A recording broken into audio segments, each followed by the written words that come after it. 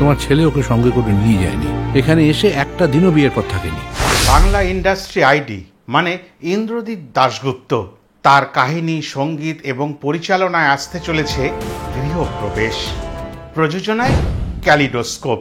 তবে teaser, song বা trailer দেখার পরে এটা বলা যায় এই ছবির নাম গৃহপ্রবেশ না হয়ে মনোপ্রবেশ হলে আরেকটু বেশি ভালো হতো। তবে গৃহপ্রবেশ কেন সেটা কিন্তু ওই সিনেমা দেখার পরেই পরিষ্কার হবে। গল্প একা থাকার, গল্প দায়িত্ববোধের, গল্প উপেক্ষার, গল্প অপেক্ষার। আর এসব কিছু একজন নারীকে দীর্ঘকাল ধরে সহ্য করে যেতে হয়েছে। আর এরকম ঘটনা যে বাস্তবে ঘটে না সেটা কিন্তু কেউ জোর দিয়ে বলতে পারবে না, কেননা টিজার, ট্রেলার, গান দেখার পরে যেটা বোঝা যাচ্ছে এ গল্প অনেক ঘরেই ঘটে থাকে। কেবলমাত্র নিজেদের স্বার্থসিদ্ধির জন্য অন্য কোনো মানুষের জীবন যে নষ্ট হয়, এ উপমা আমরা যেমন বাস্তব জীবনেও পাই, এই সিনেমাটির মধ্যেও পেতে চলেছি। শাঁখা সিঁদুর কিছুই তো পড়ে না। আবার পরিবারে এই অস্থিরতার সুযোগ নিয়ে অন্য কোনো ব্যক্তি মানে সুযোগ সন্ধানী ব্যক্তি সবকিছু হাতড়ে নিতে চায়। এক আগন্তুকের আগমনে হয়তো সাময়িক অপেক্ষার অবসান হয়। নারীর মন ও শরীরের চাহিদাগুলো যেগুলো শাখা প্রশাখা মেলে ওই মনের ভেতরেই গুটিয়ে বসেছিল, সেগুলো মনে হয় একটু বৃষ্টির ধারা পায়। তবে প্রশ্ন একটাই, সেটা কি সমাজ মেনে নেয়? মিনতি, বিডু এই নিয়ে কথাবার্তা বলছে। আর এতগুলো প্রশ্ন নিয়ে তবে এই সিনেমাটি দেখতে যেতে হবে। তবে প্রমোশনাল ম্যাটেরিয়ালগুলোর ওপর ভরসা করে যে গল্পের আঁচ পাওয়া যাচ্ছে সেটা কিছুটা এই রকম। কৌশিক গাঙ্গুলি ও সোহিনী সেনগুপ্তর একমাত্র ছেলে শাওন, অভিজাত পরিবারের একমাত্র ছেলে, বাবা মার কথায় সম্ভবত একটি বিয়ে করে ফেলেছিলেন, কিন্তু বিয়ের পরে একটা দিনও তার স্ত্রীর সঙ্গে থাকেননি। সেই যে ছেড়ে চলে গেছেন বিয়ের পরে, আর কোনোদিনই এই বাড়িতে ফিরে আসা তার হয়নি। তবে এর পিছনে কারণ কি? কেনই কেউ যোগাযোগ করলে তিনি যোগাযোগ করতে চান না বা করতে পারেন না, তার মধ্যে একটা রহস্য কিন্তু রয়ে গেছে, যে রহস্য ওই সিনেমা দেখতে গেলেই উদ্ঘাটিত হবে। আর এরকম অবস্থার পরিণতি হিসাবেই ওই সাইয়া বিনা গানটির প্রয়োজন হয়। বলা বাহুল্য, ইন্দ্রদীপ দাশগুপ্ত থাকা মানেই মিউজিকের ক্ষেত্রে, গানের ক্ষেত্রে একেবারে যে অন্যরকম ভাবনা বা ছোঁয়া পাবো সেটা প্রত্যেকটি বাঙালি জানে। আর প্রত্যেকটি বাঙালি কম বেশি তার এই সঙ্গীতের ভক্ত।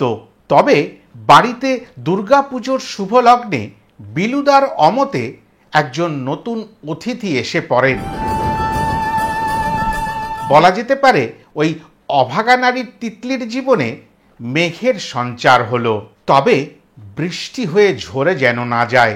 মৃণাল সেন থেকে ঋতুপর্ণ ঘোষ, প্রত্যেকের কাজ ও প্রত্যেকের ছবি ওই বাড়িটির দেওয়াল জুড়ে কিন্তু প্রকাশ পাচ্ছে। একটা উন্নত ভাবনার যে পরিবার সেটা কিন্তু এই ছবিগুলো দ্বারা প্রমাণ পাচ্ছে। বাড়ির বিলু আর মিনু যতই কুৎসা রটাক, বাড়িতে একজন দূত এসছে ওই তিতলির জন্য বিশেষ কোনো খবর নিয়ে। তুমি কি খবর এনেছো?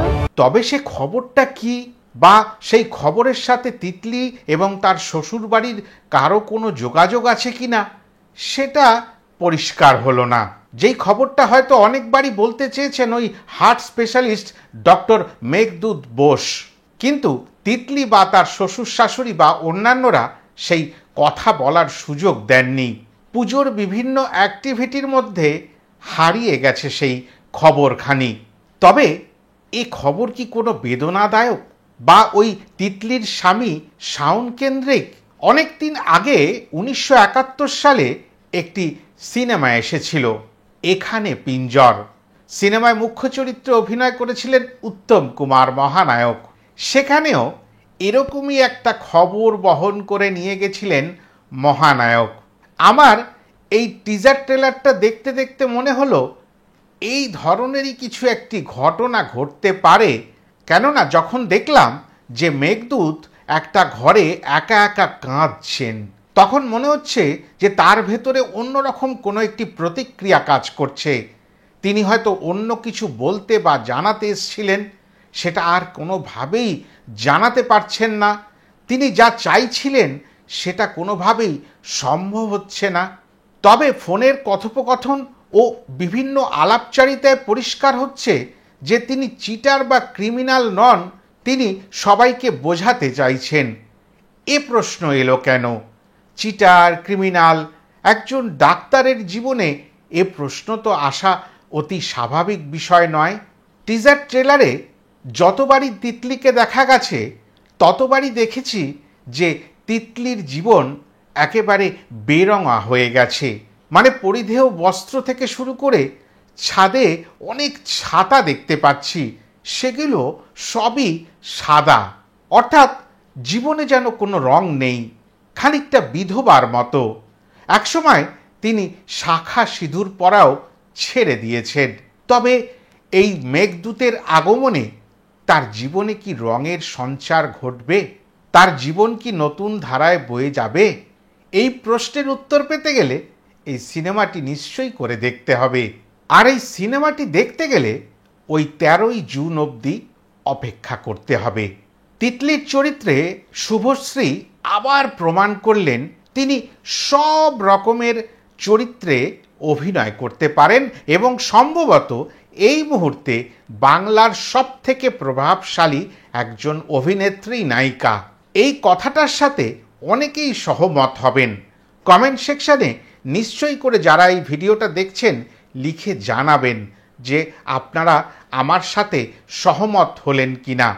কেননা শুভশ্রী দুটো সন্তানের মা হওয়ার পরে বা তার আগে থেকেই বড় বাছাই করে সিনেমা করা শুরু করেছেন এবং যে কটি সিনেমা তার আসছে সেই কটি সিনেমা কিন্তু অন্য মাত্রা বাঙালি জীবনে রেখে যাচ্ছে। তবে এ সিনেমার ভাবনা বহু পুরনো। 2021-22 সাল থেকে ইন্দ্রদীপ দাশগুপ্ত এই সিনেমাটি নিয়ে ভাবছেন। আর এই সিনেমাটিকে ফুটিয়ে তোলার জন্য যে অর্থের প্রয়োজন, মানে প্রযোজকের প্রয়োজন, সেটা নিয়ে বড় টানাপোড়েন হয়েছে। আইডি এটা বারবার কিন্তু বলেছেন। এর আগেও এই ক্যালিডোস্কোপের সাথে তিনি অন্যান্য সিনেমা নিয়ে এসেছিলেন। সিনেমার মান অনেক ভালো হলেও সিনেমাগুলো সেইভাবে ব্যবসায়িক সফলতা পায়নি। তবুও ক্যালিডোস্কোপকে ধন্যবাদ জানাবো আবার এই সুযোগটা ইন্দ্রদীপ দাশগুপ্তকে করে দেওয়ার জন্য। কৌশিক গাঙ্গুলি, সোহিনী সেনগুপ্তের অভিনয় নিয়ে আলাদা করে আমাদের বলার কিছু নেই। তারা থাকা মানে সিনেমার মধ্যে একটা অন্য মাত্রা সংযোজিত হয়। সেটা হতে পারে একেবারে ঝা চকচকে কমার্শিয়াল সিনেমা বা এই ধরনের পারিবারিক বাতাবরণের সিনেমা। এবার আসি জিতু কামাল মানে মেঘদূতের কথায়। অসাধারণ অভিনয় করলেন। তিনি যে ভালো অভিনেতা সেটা তিনি এই গৃহপ্রবেশের মাধ্যমে আবার প্রমাণ করে দেবেন। ছোট পর্দা থেকে বড় পর্দার জার্নিতে তিনি বিভিন্ন সময় বিভিন্ন মুখ্য চরিত্র এবং কালোজয়ী চরিত্রের সম্মুখীন হয়েছেন বা সুযোগ পেয়েছেন। প্রত্যেকটি চরিত্রকে আমি বলবো যথার্থভাবে তিনি সফলতার পথে এগিয়ে দিয়েছেন। বহুদিন পরে রুদ্রনীল ঘোষকে দেখতে পাবো, এটাও ভালো লাগার কাজ। কেননা রাজনৈতিক বাতাবরণের ঘেরাটোপে আটকে পড়ে রুদ্রনীল ঘোষ অনেকটা পিছিয়ে পড়েছিলেন এই ইন্ডাস্ট্রির ঘোড়দৌড়ের মধ্যে। কেউই যেন তাকে আর তার সিনেমায় নিতে চায় না, এরকমই একটা ভাব প্রকাশ পাচ্ছিল। কিন্তু এই সিনেমায় তিনি আবার প্রমাণ করবেন তিনি রুদ্রনীল ঘোষ। অভিনয়টা তার রন্ধ্রে রন্ধ্রে। বলতে গেলে এখানে একটি নেগেটিভ চরিত্রে তিনি অভিনয় করেছেন। আর এই বিলুর চরিত্র যে এই সিনেমাটির মধ্যে একটা অন্যরকম ভাবনা নিয়ে আসবে সেটা কিন্তু টিজার ট্রেলার দেখে বেশ পরিষ্কার হচ্ছে। দৃশ্যায়ন ও চিত্রায়ন মন ভরিয়ে দিচ্ছে। মন ভরিয়ে দিচ্ছে ওই মিউজিক পার্ট। যেখানে যা প্রয়োজন ইন্দ্রদীপ দাশগুপ্ত নিজের জিনিস নিজের মতো করে সাজিয়ে দর্শকদের সামনে তুলে ধরার জন্য সম্পূর্ণভাবে প্রস্তুত।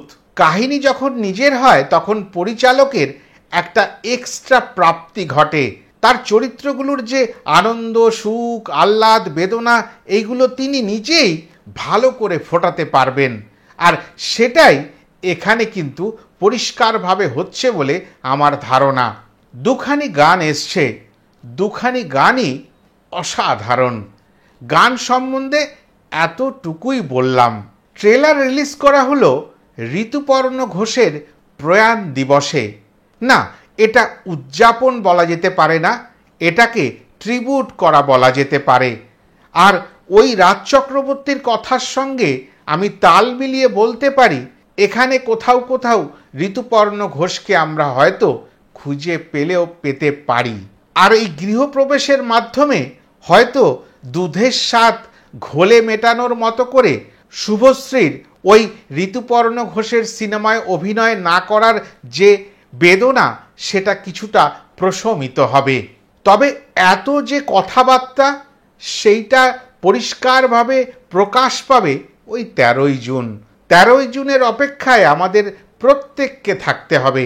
আশা করি আমি সব বিষয়টা আপনাদের কাছে পরিষ্কার করতে পারলাম। বারবার গান, টিজার, ট্রেলার আলাদা আলাদা করে ভিডিও না দিয়ে একটি ভিডিওর মধ্যে যতটা পারলাম সংক্ষেপে আপনাদের কাছে বিষয়টা তুলে ধরলাম। এই গৃহপ্রবেশ যেটা আমরা করতে চলেছি ওই আমাদের কাছাকাছি প্রেক্ষাগৃহগুলোতে গিয়ে। এতটাই বলার ছিল। সবাই ভালো থাকবেন। যারা ইউটিউবে দেখছেন তারা লাইক, কমেন্ট, শেয়ার করে দেবেন। আর যারা ফেসবুক পেজে দেখছেন তারা পেজটা ফলো করে আমার পাশে দাঁড়াবেন। আর যারা আমার ইউটিউব চ্যানেলটি এখনও সাবস্ক্রাইব করেননি তারা নিশ্চয়ই করে সাবস্ক্রাইব করে নেবেন। আবার নতুন কোনো সময় নতুন কোনো ভিডিও নিয়ে আপনাদের মধ্যে চলে আসব। ততক্ষণের জন্য নমস্কার।